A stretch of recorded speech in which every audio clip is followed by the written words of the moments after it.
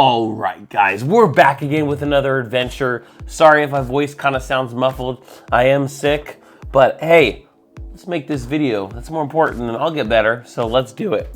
So we got the ZimaBoard here today. This is a little computer, kind of like the Raspberry Pi itself, but this has other add-on features that the Raspberry Pi doesn't have, like a full, PCI Express slot on it where you can put add-in cards. You can put NICs. This is supposed to be able to run like a little NAS. You can plug 2 hard drives in on the back. You could probably even run a RAID card on this thing. There's so much cool things that this thing can do, all passively cooled so far. There really isn't many other houses, like, housing units for it to like put it inside because it's so new and stuff like that. And the interface looks freaking gorgeous, looks awesome. So I'm really excited about this, and the reason I wanted to get this is because I wanted Uptime Kuma, and I just wanted something easy just to run Uptime Kuma to update it. I mean, all it is going to tell me if my servers are down. That's going to be in a different video, setting that up. This is just exploring the beautifulness of ZimaBoard, and I'm very excited. The only thing I'm kind of worried about, but I guess it doesn't really matter, is that the OS on this is internally on has its own SSD, soldered to the board and stuff like that. So its own storage on it where you can't really change it out. I mean, you can add more storage options. You want a server, you can run hard drives off it, you can run NVMe drives off it, and any kind of connections that you can kind of find out to adapt stuff to work. But it's just the internal OS that runs the ZimaBoard. I know you can put Windows on it, it supports and everything else, but with an internal storage that's soldered to the actual device itself, you really can't, every time you write to an SSD, you wear its lifespan out. So we'll see how long this lasts or how many writes this has. It should be good for years and years and years and years. I mean, I'm not gonna be doing video editing or anything crazy, so I mean, it should last at least 10 years or more. But yeah, that was the only thing I'm always worried about. I don't care, overkill, luxury, relaxing, where I'm like peace of mind and stuff. It would be cool if you could add your own. If they had a slot underneath, you could just put your own that would install the OS on or whatever. So if you want you can add your own. Don't get me wrong here. You can add other storage, but I'm just saying with the pre-built OS on it, just right out of the box, boom, you don't have to buy anything else unless you want your own.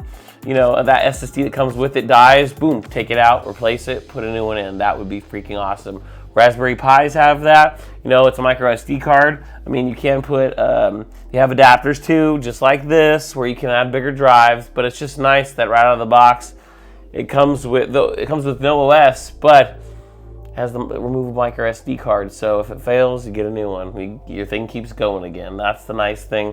But we'll see how this goes. I'm very excited about this, but I'll stop rambling. Let's get into the unboxing, but before we do, let's rock that intro.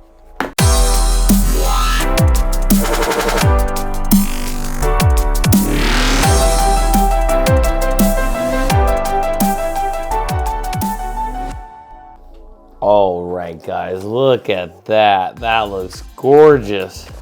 Box is nice minimalistic.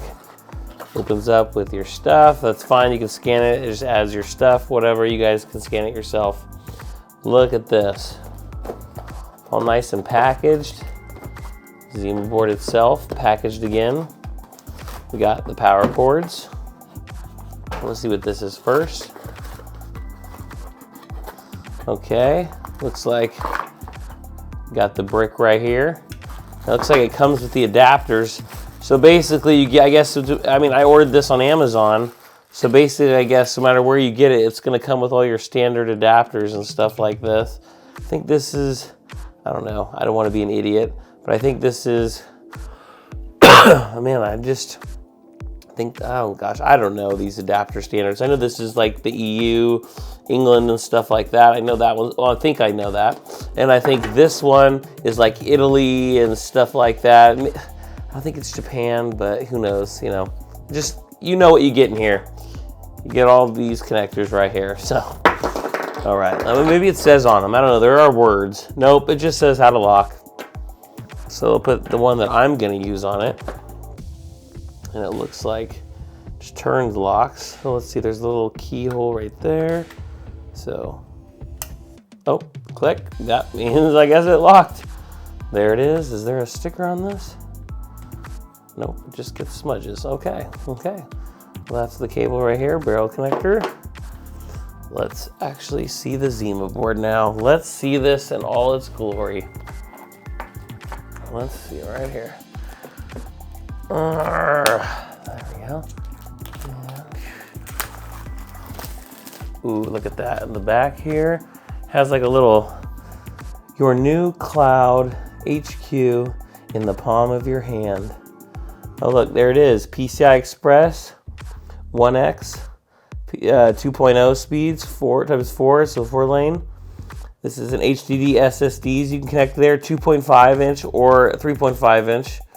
SSDs obviously are the 2.5 inch. And then we also got 2 gigabit LAN connections on the other side there, and one mini display port, 1.2, 4K at 60 hertz. So this is pretty cool though. Let's see, I'm guessing you squeeze these or you just pull up. Let's see. Okay, so I was right. Okay, so, okay, just like this. Try and open it, see if it's, oh, okay. Guess go this way. Oh, there's another box. Okay. Guess this box like, oh, okay, just opens up like a Happy Meal or something like that. Okay. Let's see, the ZimaBoard. There it is, another box. Let's see what this box comes with. Okay. Let's see here. Got the instructions. Power getting started, setting up. What the connections are at the bottom there: Ethernet, USB, SATA power, and mini display port. How to create the user login. Pretty interesting. There's another side too. Troubleshooting. Oh, they have troubleshooting. It even shows the board itself in more dynamic, so you can tell which or what. So it actually labels the ports for you, which is pretty nice for newcomers. All right, and here. Oh, let's see this first. We gotta see this first. Okay, well, I guess, okay. So this just comes here. Oh, there's some stickers. Here's the SATA connector. It just comes with one of them, powered off the board. Cool. I think you can buy more of these on their website too. Let's see here. Now, oh, this is pretty, dude, this feels pretty like high quality. Like this is no joke.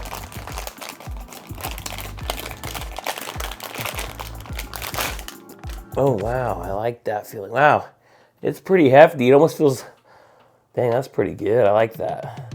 See, the reason I wanted the case for this is because if this is gonna be in like a unit, and let's say I'm not gonna use this, I probably will buy a rubber grommet that fits over this, because what I'm gonna use it for, I mean, who knows? There's so much things you can do with this, but I'm gonna put a cover on this so dust doesn't get in there and everything like that. But it is passively cool, so it's not like dust is really gonna jump on it as much. But let's see here. So fan isn't gonna be pushing air. There are the ports right there. Display port, 2 USB 3s, 2 Ethernet ports, barrel jack power, and there's this. Where is it? Powers. The SATA plug right here. So you probably plug, let's see. Plug this in. There we go. Actually, I'll just do this side. There it is, and then this. Go right in there. And there you go. Then you would power your SATA right from there. Cool. Maybe they sell one that has another splitter, so you could plug 3 in there. Who knows? Plug that out. But look at this. This feels really nice. On the back, it has a protective coating on it. You can kind of see. It's kind of see-through in the back too. This is freaking awesome. That's the battery right there, it looks like. There's actually a battery in this. That's the little CMOS battery. Well, I'm guessing that's what the battery is. It is a round CMOS battery, so that's pretty cool. It also looks like There's another connector here that's not being utilized yet. I'm not gonna really take this apart. I'm just gonna use it as is. So I mean, I wouldn't damage or anything, but yeah, this is freaking awesome. It looks cool. The weight of it, this feels really premium. I'm very impressed with this. But this is why I also wanted the covers too. I just like covers. I'm sorry. Like I said, I'm overkill. I don't need it, or it's good enough. But you know, that's just the way I am. I like to have zip-up cases for all the stuff if they have them. I just like my stuff to be protected because I don't want to have to spend money if I don't want to. When I buy something, I want it to last. Like most people should. That's awesome. That is just awesome. All right, let's get into the interface of this sucker. All right, guys. So we're into the interface now. I wanted to let you know, when you're logging in, obviously go by the IP address. But if you don't know, haven't set up IP address yet, or don't know how to get in your router, even though this will kind of guide you through it a little bit, you go to http://casaos.local/ and then you can go and you can log into your interface that'll be setting up. I've already set mine up, so it's just asking for my username now. Otherwise, it would have you create one. So I'm gonna use my password. Oh shoot, I don't use this password that often, so I gotta remember. There we go, perfect. All right, we're in there now.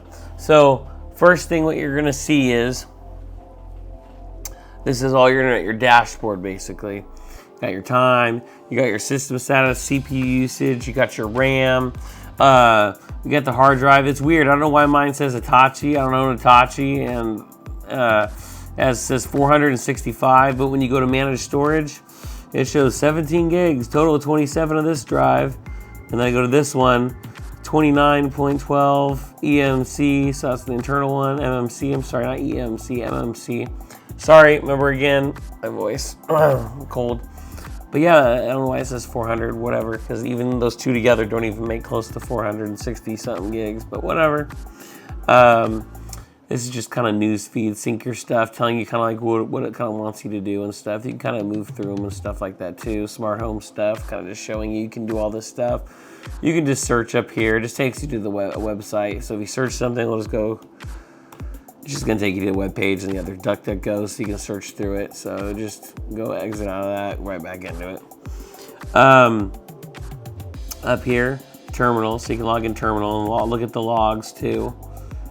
Over here we have our settings, so you can change your search engine if you want to, like that was DuckDuckGo, Google, Bing, start page, whatever. You can also change your language, web UI port, wallpaper, all this update. I updated right away, so make sure you update. You can shut down, restart. Over here you have log out, and then you can edit your name and stuff like that if you want to re-edit your stuff. So that's about it right here. The cool thing, I figured, I don't know what this is, but files. So you can add files on here, like your media, your gallery. I guess you can upload your own, or you can download them too. So that's interesting. You know, new files, create new folders, media, go into it. Let's see, there's nothing in here, so you can create stuff right now because I don't have anything. Very interesting. We'll go back. Oh, actually, we'll just hit exit, sorry. There we go. So now over here, the App Store. This is the fun place. So you can install apps. Look, we have Home Assistant, WireGuard. So you can kind of search what you want to use this for. Backup, chat files, database. Now if you go into the networking, boom. This can be a Pi-hole. You can use it a Pi-hole like a Raspberry Pi, but you can install Pi-hole. You can also get AdGuard Home. It's the alternative. If you don't want to like the Raspberry Pi interface, you can use the AdGuard Home, basically the same thing. Or I guess you can have both running on this too, so that's pretty cool. But sometimes you do too many, like I say, in the pain in the butt to find out which is blocking which, so just stick with one and then stick with it. So they have, you know, the Unify controller. If you don't want to have, if you want to use some Unify devices, but you don't want to have your main stuff, like your main switches or your main router to be Unify, or you can still have a switch with it, that's fine. You just don't want the router that's handling it all to be Unify. You can use the Unify controller and adopt stuff. You can't do firewall rules and stuff like that, but you can adopt and kind of manage some Unify devices. We have WireGuard, pretty awesome. Uptime Kuma, which I will be using to show, you know, when your server goes offline or different stuff on your network goes offline, it's pretty cool to know. It'll either ping you, email you. There's a whole bunch of different things you can do. Next thing was pretty cool too. I just go to all cloud. Oh, wait, not cloud. Oh, what was it under? It doesn't matter. I think it was under backup. Was it under web utility? No, I'll just go here. We'll just go to this all again. I'll just show you right off the bat. All. And we'll type in, oh, it's right there. There it is, Cloudflare. You can use Cloudflare tunneling. Cloudflare tunnel offers an easy way to expose web servers securely to the internet without opening the firewall ports and configuring ACLS. Cloudflare tunnel also ensures requests route through the Cloudflare before reaching the web server, so that you can ensure that attack traffic is stopped with Cloudflare WAF. And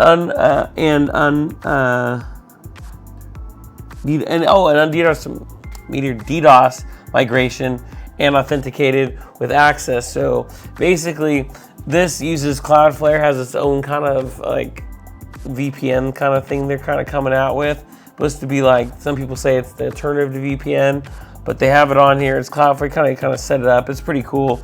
Just make sure you're more secure and stuff like that without having to add ports and stuff on your network, because you know the worst thing you want to do is, if you don't have to, not to open up ports on your network unless you don't have to. So that's pretty cool.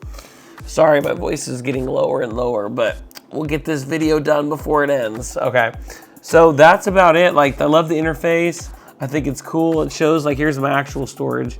I don't know what this other storage was found or whatever. Maybe it's some other tool. Oh, must be another tool that you can get. Maybe I can exit out of it. Let's just try it now. There we go. I don't need to see that one. So cool, it's gone.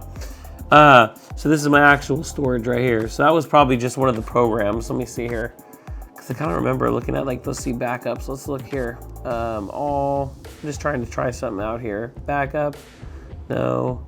Storage, cloud, was it? No. I'm just trying to, might be under storage. Is there storage? I don't know. Let's go down. All right, well, I thought I saw that app that I just deleted. I was thinking about it, but yeah, that's it. So I got rid of that. So whatever, everything's healthy. 7 gigs used out of 27.6 gigs total. So awesome possum. Still have plenty of storage, and then I can just install files. Like, I'll show you now. I'm not going to set it up now, but to install something, we're just going to hit uptime. So I want the uptime Kuma. We're going to hit install. Oh, never mind. I guess it was just that. That was what the picture was. Here we go. Installing. And then you can continue in the background too if you just want to go like this, and it's going to go up here and it's showing me that it's doing its stuff. I wonder if that other one is there still. No, okay. There it goes. I wonder if we can do here too. That's the same thing we were at before. Okay, cool. Perfect. Okay. So I didn't really need that one up there. And then there's Uptime Kuma. It's showing up there. It's still being installed. Downloading new server image. Okay. Downloading newer image. Must be a big update or something. Unless it's installing, it might be installing. See, CPU usage is at 8%. Sorry, just bear with me here, guys. I'll speed it up really quick. All right, so it's done now. Cool thing is you can start your services here too. See this little tab? Even if Uptime Kuma is open, you can just power it off. So right here, you can restart it. You can just turn it off, and then you can turn it back on again if you want to. So I think this is really cool. Like tips, you can, what's the tips are? Let's just see. Oh, okay, I guess tips for yourself. Then I guess that's what that is. But you can see it's not green right now because it's not running. So apparently if I turn it back on, let's see. Here it is. Is it gonna turn green? Let's see. I don't know. This is my first time doing this, so I'm kind of figuring this out myself. Let's see here. Come on. It takes a minute to turn it on, but that's fine. Come on. Uptime. Is it already up or what? I don't know. Nope, it's doing its little thing right there, I guess. I guess it has to start the services and make sure everything's running. That makes sense. Okay, come on. Just to let you know, this is the most lowest version of the ZimaBoard because it's going to be on all the time and I want to use the least amount of power, so. Okay, I guess it's off or on, I don't know. Okay, let's see, we can restart it or check for updates too, I guess. Is up to date? I guess it is up already. Let's see, I thought it was just on or not. Let's see here, let's refresh. Okay, so, okay, new, what the heck? Okay, so new, so it's up, so it really is. Let me see if it changed now. I did refresh, let's just see how long it takes. Maybe you just have to refresh the page and then it's off. Oh no, turn it off. Okay, now it's off. Okay, what the heck? All right, so off, on. Let's just see how long it takes now. Refresh again, maybe. Let's just be a butt and do it. Okay, it's on, off. Okay, I guess you gotta leave it off. We'll see how long it takes. Gosh darn it. Sorry, I just want, okay. Container unmarked, exited. Okay, okay, it's off now. Okay, it's off. Okay, it's off. Okay, it's a lot quicker. I don't know what was up with it before. We got this. Settings, what settings? Oh, okay, you can edit your stuff on the settings. Okay, cool. Okay, and then what's this? And then uninstall and check for updates, tips, and then open. And then this is probably restarted. It's like just power cycle. Not power cycle, but you know what I mean. Just restart it instead of turning off and on. Just restart and come back on. Well, that's cool. All right, guys, let's get into my final thoughts. All right, guys, so that is the ZimaBoard. Awesome computer. I think it's going to be fun. I can't wait to put Uptime Kuma on it, get it all set up, let this run. And like I said, look how easy that was to update Uptime Kuma. I didn't have to do any shell code or anything like that. If I want to, hit those little three little dots right next to the Uptime Kuma, check for updates, back up and running again. So that's the thing. I didn't want to have to do any commands or add anything in. I just needed it to work because I needed to know when my server is going off or other stuff in my network is going off. So I wanted something quick and easy. Now, there will be more stuff coming out for this. Remember, this is a very new product. It's getting a lot of popularity. It's awesome. Remember, all passively cooled. This is one big heatsink here. But yeah, I think it's pretty dang cool. People have almost put graphics cards on this for different things. I mean, there's so much stuff you can do with the ZimaBoard. So hey, if you guys like these videos, like, subscribe, and hit the bell notification so you guys don't miss any of my new videos. And what I always say, what's very important, that you and your family are having a rock and rollin' day. Peace out, and I'll catch you in the next video.